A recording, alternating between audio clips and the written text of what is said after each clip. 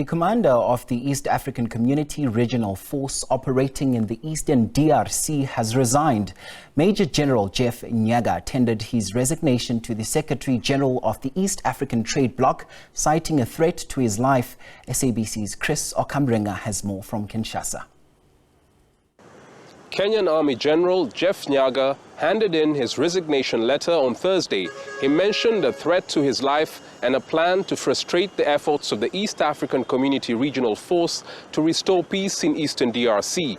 Major General Nya-gah also criticized the DRC government for failing to pay the accommodation and administrative costs of staff officers. His resignation comes barely a week after he held a press conference in the eastern city of Goma, where he said he was ready to die for peace to return to the war-torn region. He was the force commander of troops from Burundi, Kenya, Uganda and South Sudan.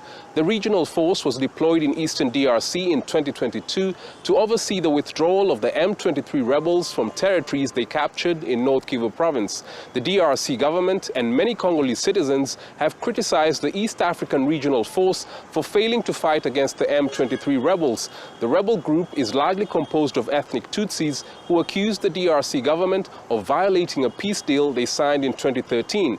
Under the deal, the rebels were supposed to be integrated into the Congolese army. A recent ceasefire brokered by leaders of the East African community has been held for some weeks now. But there's still deep mistrust between the DRC government and the M23 rebels. The DRC accuses Rwanda of backing the rebels, a charge Rwanda has repeatedly denied. Major General Nya-gah has been replaced by another Kenyan officer, Major General Alfasad Muturu Kiugil. Chris Okamrenga, SABC News, Kinshasa.